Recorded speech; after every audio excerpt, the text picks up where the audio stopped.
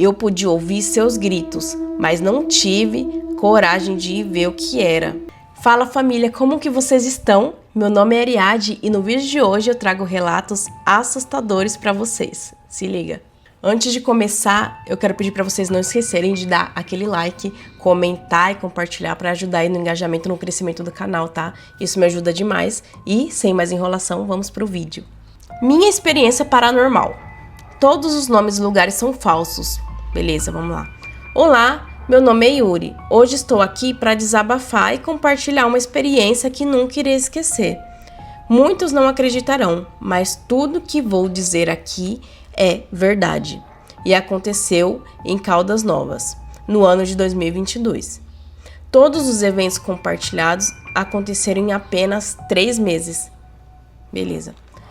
Aqui ele solta o nome de várias pessoas para contextualizar a história. Aí todos são parentes da Jéssica. Enfim, eu acho que os nomes agora não vai fazer tanta diferença. Eu acho que ele só quis jogar aqui para contextualizar. A gente vai se entendendo aqui no decorrer. Vamos lá. Eu e a minha... Tínhamos... Eu acho que ele não colocou aqui. Deve ser eu e minha namorada, não sei.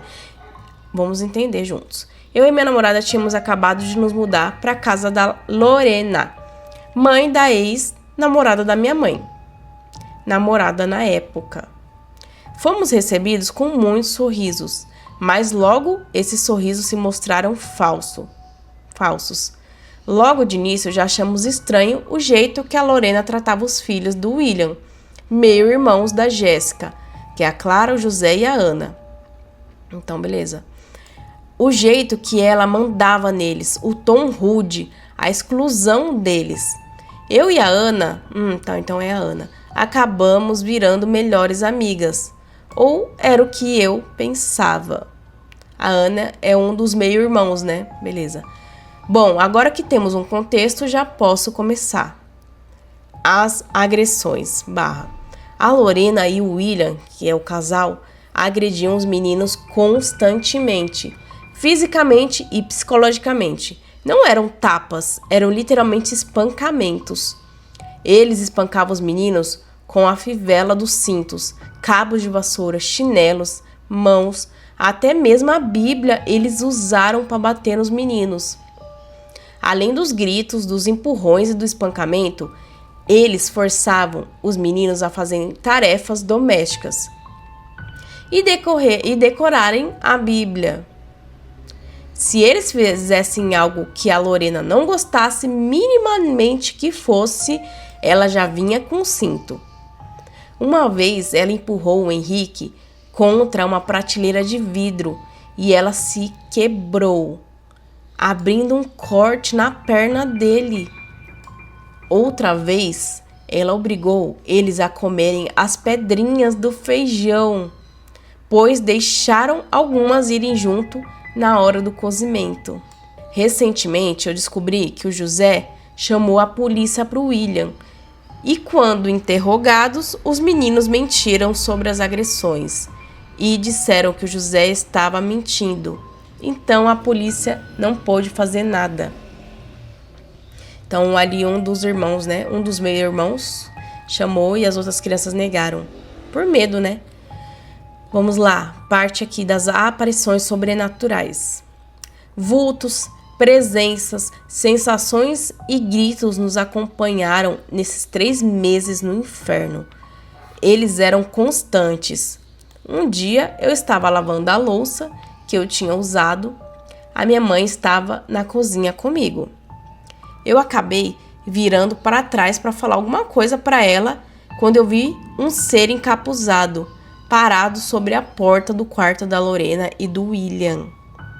Ele estava encurvado, tentando entrar no quarto, mas mesmo curvado, ele conseguia ter a minha altura ou mais. Eu olhei para trás mais umas 3 vezes. E minha mãe, percebendo que algo estava errado, me perguntou: "O que foi?" Eu respondi: "Nada." Eu menti na hora, pois não queria assustar ela, mas ela me perguntou de novo e eu acabei cedendo e disse: "Tem alguma coisa ali parada na frente da porta." Ela olhou e não viu nada. mas entendeu que eu realmente via algo, pois anteriormente ela já havia presenciado coisas estranhas também por aquela casa. Ela me pegou pela mão e me levou para fora da casa, em uma pracinha que ficava literalmente do lado da casa. Lá ficamos por uns 10 a 15 minutos e acabamos voltando de volta para casa. E aparentemente a coisa tinha desaparecido. No mesmo dia, eu vi um ser pequeno correndo em ponte para o quarto onde os 3 garotos dormiam, o José, o Henrique e o Mateus. Ainda no mesmo dia, a Ana me disse que viu uma figura alta espreitando no canto da parede, observando, quieto e imóvel. Em outro dia, a Lorena me disse para buscar algo na área da piscina. E quando eu estava indo, vi a mesma figura encapuzada. Claro, sempre aquilo. Ele estava parado na ala da bagunça, sempre quieto e observando. Eu ignorei a presença, coisa que a minha mãe me aconselhou a fazer. Mas eu sentia que aquilo me olhava. Eu sabia. Eu peguei a coisa que a Lorena pediu e voltei. A figura ainda estava lá, mas como sempre estava imóvel. Outra vez a Ana me disse que viu um vulto entrar no nosso quarto, rodear nossa cama e ir embora. Lembram que eu disse que a minha mãe também vivenciou coisas estranhas? Pois bem, de dentro de seu quarto à noite, ela ouvia gritos desesperados pedindo socorro, clemências. Ela via vultos em seu quarto, na garagem e em partes da casa. Não posso esquecer de mencionar a vez que estávamos na garagem e vimos um rosto dentro do carro, que estava completamente vazio. O carro estava vazio, né? Não era uma pareidolia, não era sujeira, era um rosto de verdade. A possessão. Nossa, então, beleza, ainda tem uma parte aqui. Eu e todo o resto fomos para a igreja, deixando só minha mãe, a Jéssica e o José na casa. O José saiu na garagem para fumar um baseado. A Jéssica não fumava, muito menos a minha mãe, que é asmática. Pois bem, no meio do nada, a Jéssica disse: "Quero dar um trago." E o José, obviamente, estranhou, mas deixou numa boa. Ela fumou e nem 5 minutos depois começou a passar muito mal. Ficou pálida, respiração ofegante, suor frio, revirava os olhos e o mais estranho de tudo, era como se ela tivesse sido possuída pela própria mãe. Ela começou a berrar que era pastora, falou sobre a avó dela, referindo-se à mesma como mãe, e falou várias outras coisas. Minha mãe, em primeiro momento, achou que era um surto psicótico. Então, ela e José levaram a Jéssica para o quarto. Minha mãe disse ao José: "Vou tentar fazer ela dormir." E ele disse que tudo bem, e que se precisasse estaria na casa. Minha mãe colocou a Jéssica na cama e sentou do lado dela. Enquanto a Jéssica ria loucamente, minha mãe disse para ela: "Você precisa dormir." Minha mãe conta que a Jéssica tirava uns cochilos e acordava sem ar. Minha mãe chamou José e ela disse para ele: "José, isso não é normal. Eu acho que a Jéssica está possuída." Ele, obviamente, riu, mas sabia sobre essas coisas e entendia a seriedade da situação. Eles ficaram com a Jéssica até a Lorena chegar conosco da igreja. A Lorena chegou e a minha mãe e o José foram chamar ela e o William. Agora, a minha mãe, o José, o William e a Lorena e a Jéssica estavam no mesmo quarto da minha mãe e da Jéssica. A Lorena disse para eles orarem, e foi o que eles fizeram. Todos deram as mãos e começaram a orar. Minha mãe estava do lado da Jéssica, orando junto com todo o resto. Quando ela sentiu sua mão começar a tremer e abriu os olhos e olhou para Jéssica, que estava se tremendo e revirando os olhos, quase como se estivesse convulsionando. Minha mãe largou a mão dela e falou: Lorena, olha para Jéssica. A pastora, antes missionária, olhou para sua filha e parou de orar. William então segurou a Jéssica enquanto a Lorena começava a orar ainda mais fervorosamente. Eu te repreendo, vai embora. Minha mãe observava em choque, enquanto a Jéssica gritava com uma voz distorcida e gutural, falando: eu não vou embora, enquanto gargalhava feito uma maníaca. A minha mãe ficou com muito medo, que saiu correndo, se trancando no banheiro do quarto que dividia com a Ana. Eu podia ouvir seus gritos, mas não tive coragem de ir ver o que era. Amém. Minha covardia me salvou de um grande trauma. 1 hora se passa e a Jéssica vem para o nosso quarto, aparentemente bem, e bate na porta. Ela pede desculpas para minha mãe e pede para ela sair, dizendo que já tinha melhorado. Depois disso, a noite continuou normalmente, sem mais ter perturbações. Os animais. Lá perto da praça da Maçom, tinha um lugar fechado com vários animais, porcos, galinhas, cabras e cabritos, que iam e vinham com o vento, como o vento. Eles ficavam por aproximadamente 3 dias ou 1 semana e depois desapareciam. Os barulhos de animais da fazenda agora eram silêncio absoluto. Nunca questionei, mas ficava pensando sobre isso.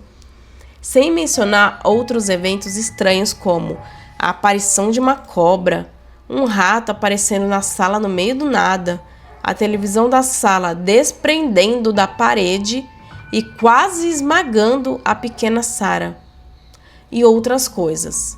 De novo, muitos vão achar que é invenção, que é uma fanfic ou uma história inventada, mas não é. Tudo isso aconteceu durante 3 meses que ficamos lá.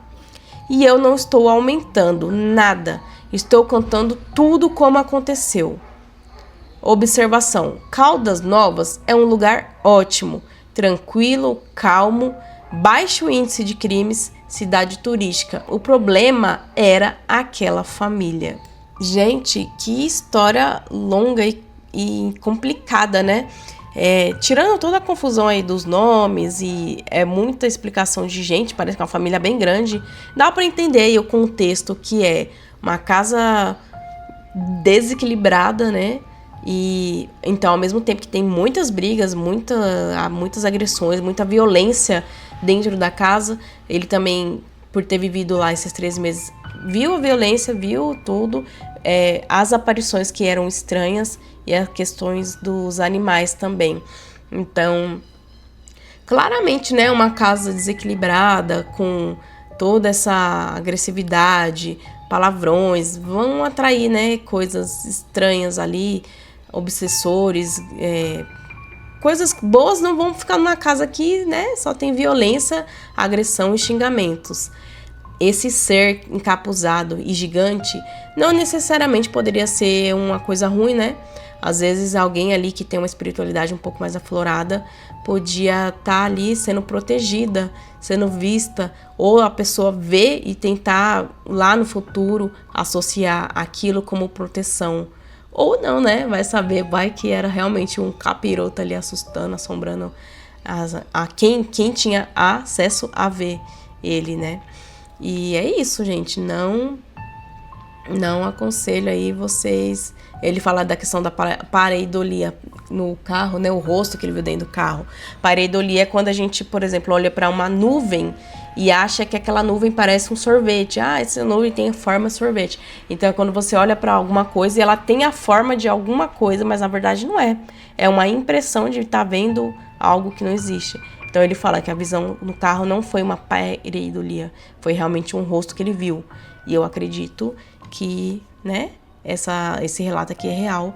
E espero que ele tenha saído dessa casa e também espero que as crianças, conforme puderem, ao longo dos anos, saiam daí sem traumas, né, consigam tocar suas vidas sem os traumas vividos pela a casa desnorteada aqui que eles cresceram. Próximo relato. Era um fim de semana tranquilo, eu estava sozinho em casa, coisa que raramente acontece. Minha casa é bem antiga, deve ter uns 50 anos, então já estou acostumada com tudo que poderia me assustar. Madeira estralando, encanamento velho fazendo barulho de demônio. Isso tudo já é comum por aqui. Como eu disse, estava sozinho e tendo uma família bem barulhenta na ausência. Beleza. O silêncio domina a casa inteira, restando apenas os filhos vindo do interior das paredes. Era de noite e eu estava assistindo Netflix, Final Space, eu acho, ou qualquer outra animação do catálogo. Estava bem distraído e quase pegando no sono, quando do nada comecei a ouvir um barulho muito alto no quarto acima do meu. Para ilustrar melhor o ambiente, a minha casa tem 3 andares. Os quartos ficam no segundo, limitados por um corredor pequeno. E ainda nesse corredor, ao lado da porta do meu quarto, há uma escada circular de madeira bem antiga, que tem um rangido bem característico. Essa escada leva para o sótão. Falando assim, parece até um clichê de filme de terror, né? Mas na verdade é só quarto onde jogamos toda a bagunça. Nessa época, o sótão era bem abandonado. Sótão geralmente é em cima, né? Porão é embaixo e sótão é em cima. Então, aqui, beleza, o sótão era bem abandonado. É só um monte de caixa e cômodas velhas cheias de brinquedos antigos, peças de computador quebrada, coisas assim. Hoje, nós pintamos as paredes e transformamos lá em um quarto de hóspedes. Ficou bem legal. Mas voltando para aquela noite, comecei a ouvir um barulho muito estranho vindo do sótão. Era como se algo pesado caísse no chão, algo bem pesado, mas logo descartei a possibilidade, uma vez que o barulho se repete mais uma vez, e depois mais uma vez. Claramente eram passos. Pensei ser o meu gato, o Miau. Ele sempre dava um jeito de me assustar, mas logo descartei as hipóteses que ele estava dormindo, dado que ele estava dormindo no canto do meu quarto, em cima da mesa do computador. Os passos seguidos altos, eu contei 6 passos da esquerda para a direita em direção à escada. Então, parou. Eu tinha a consciência de que estava sozinho em casa e de que era praticamente possível alguém ter invadido pelo telhado ou subido pela escada circular, pois eu ouviria o ranger dos degraus. Só poderia ser alguém ou algo que já estava ali. Mesmo sem entender a origem do barulho, eu levantei, tentando fazer o maior silêncio possível. Fui até a porta e a tranquei. Fiquei parado ali olhando para a madeira da porta, meio congelado, sem entender nada do que estava acontecendo. Devem ter se passado cerca de 1 minuto, em que estava ali encarando a porta, esperando ouvir ou entender o que estava acontecendo. Foi quando os passos voltaram e agora ainda mais altos e mais rápidos. Eles andaram da esquerda para a direita, como alguém quando anda em círculos, mas agora eles não pararam no sótão. Desceram pela escada velha, pisando com grande força em cada um desses degraus de madeira. O barulho era tão alto e parecia vir de algo tão grande, com tanta raiva, que parecia que a escada iria desabar a qualquer momento. Senti meu coração pular do meu peito e meu corpo paralisou completamente. Aquilo desceu as escadas, deu um passo no corredor e reinou silêncio total. Nunca mais soube o que pôde ter acontecido naquela noite. Como é um tema aqui mais de assombração nas casas, coisas sobrenatural nas casas, esse aqui faz total sentido. É bem clássico, igual os filmes de terror mesmo, né? Mas esse negócio de passos fortes e pesados e grandes é estranho, assim, acontece, né? Porque você às vezes pode escutar mesmo coisas se mexendo, derrubando coisas na sua casa, passos pesados ali.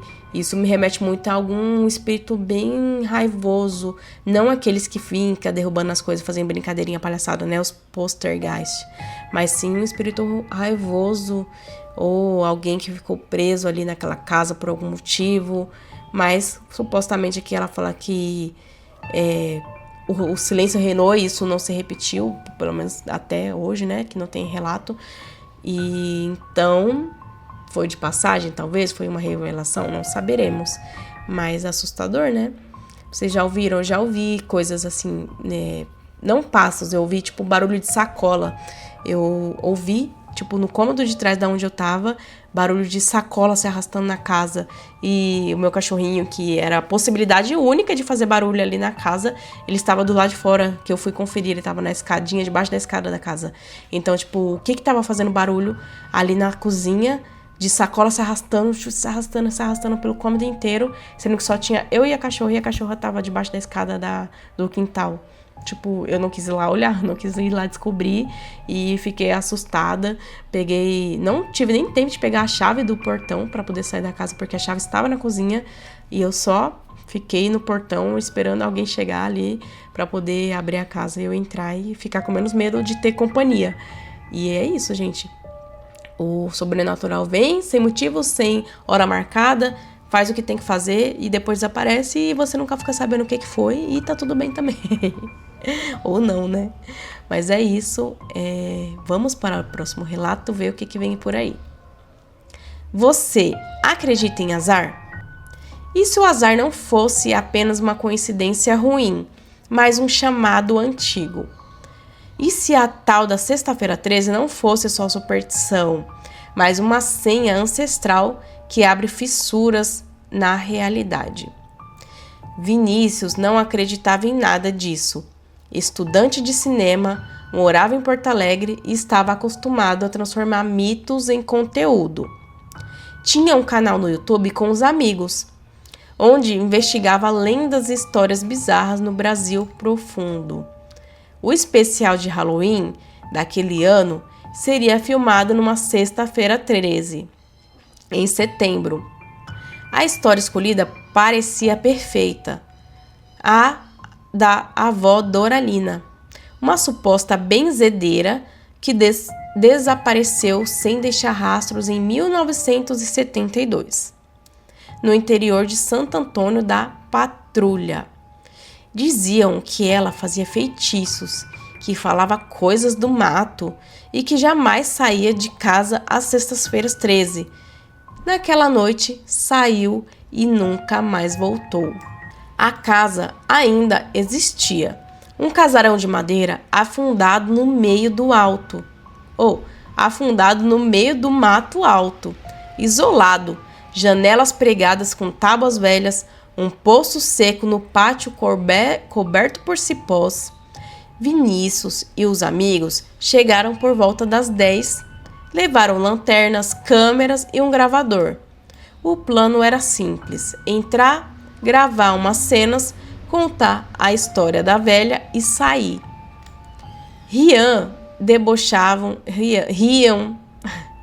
Eles riam, debochavam, faziam piadas de terror. A primeira coisa estranha que aconteceu, logo ao cruzar a porta, o que foi? A câmera desligou sozinha. Os celulares perderam sinal e a energia ao mesmo tempo. Apenas o gravador de Vinícius continuava funcionando.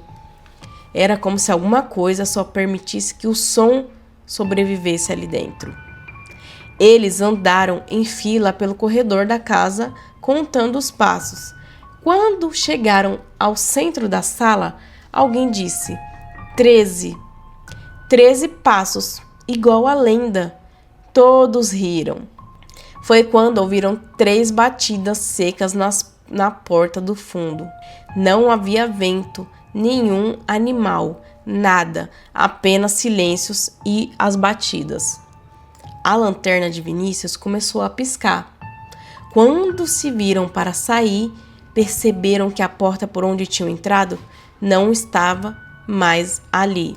O batente existia, a moldura também, mas a madeira era contínua, sem frestas, sem saída. A casa parecia respirar. Foi nesse momento que o mundo mudou sem fazer barulho. Lá fora, a vegetação estava diferente. O céu parecia uma membrana tensa, como couro esticado. Um som grave e distante, semelhante a uma vibração subterrânea, preenchia o ar. E vozes infantis, em uníssono, começaram a repetir algo que soava como uma canção deformada. 13 passos, 13 nomes, 13 portas. O grupo se dividiu. Alguns gritavam uns pelos outros, mas os corredores se multiplicavam como se a casa estivesse crescido. Vinícius viu um dos amigos desaparecer numa sala que não existia segundos antes. O espelho da parede refletia a sala com fidelidade, exceto por um detalhe. Seus olhos estavam completamente pretos e escorria algo escuro do nariz de sua imagem refletida. Eles tinham cruzado para o 7 além. E ali Vinícius entendeu o que nenhum livro ou vídeo conseguia ensinar. Esse lugar não parecia ser invocado com rituais. Ele apenas precisava ser lembrado. E, numa sexta-feira 13, tudo se torna mais frágil. Vinícius acordou no meio de uma plantação de milho seco, sozinho. A casa tinha sumido. Os amigos também. Seu relógio marcava 13h13. Caminhou por horas até encontrar uma estrada de terra e uma carona que o trouxe de volta à cidade. Foi à polícia, contou tudo, deram risada dele. O boletim de ocorrência dos desaparecidos foi feito, mas ninguém levou a sério. Desde então, Vinícius vive recluso. Passa os dias desenhando símbolos que viu nas paredes, os mesmos símbolos que pareciam se mover quando olhados por tempo demais. Os mesmos que às vezes aparecem sem os seus sonhos. Na última entrevista que deu, ele disse apenas uma frase, olhando fixamente para a câmera. Se você contar 13 passos até o centro de qualquer casa vazia, e se for sexta-feira 13, eles escutam. Hoje, há quem diga que, nas madrugadas de sexta-feira 13, se você passar perto da antiga estrada de Santo Antônio, pode ver crianças de mãos dadas caminhando no meio do mato. E que uma voz fraca e rouca sussurra junto a seu ouvido. Agora, quem sabe? Agora você vem. Ai, que viagem! Eu achei essa história que ela, no mínimo, deve ser uma ficção, né? Mas, assim, assim, te pega do começo ao fim, né? Porque os caras aqui, né, foram fazer vídeos, debochando. Isso tem muitos filmes, né, que acontece isso. Que a molecada vai lá e vou fazer um documentário. Aí chega no lugar, começa a debochar do lugar, fazer piada, a não respeitar ali o ambiente, que tem uma história por trás. E depois se arrepende, né? No final sempre se arrepende, sempre dá ruim nos filmes. Mas aqui é basicamente nesse sentido, essa história. Como se eles fossem lá pra casa da mulher, e aí realmente eles passam por toda a situação ali de susto, sexta-feira 13, e começam a desaparecer, e o único que sobrevive pra contar a história, ninguém acredita, o que realmente só poderia ser uma história, né, porque os familiares iam buscar os outros desaparecidos, que a polícia não acreditou que desapareceram. Mas assim, não deixa de ser uma história muito legal, interessante, assustadora, sim, porque, né, é uma casa assombrada, e gostei bastante. E não passem pela estrada a sexta-feira 13 aqui para ver as crianças de mão dadas, por favor. E é isso. Esses foram os relatos, né, de hoje, nessa pegada aí de casa, sobrenatural, paranormal, das casas assombradas por aí. Eu espero que vocês tenham gostado bastante do vídeo de hoje. Engajem bastante aí, curtam, comentem para poder ajudar no crescimento do canal, tá? A gente se vê no próximo vídeo. Um beijo. Tchauzinho!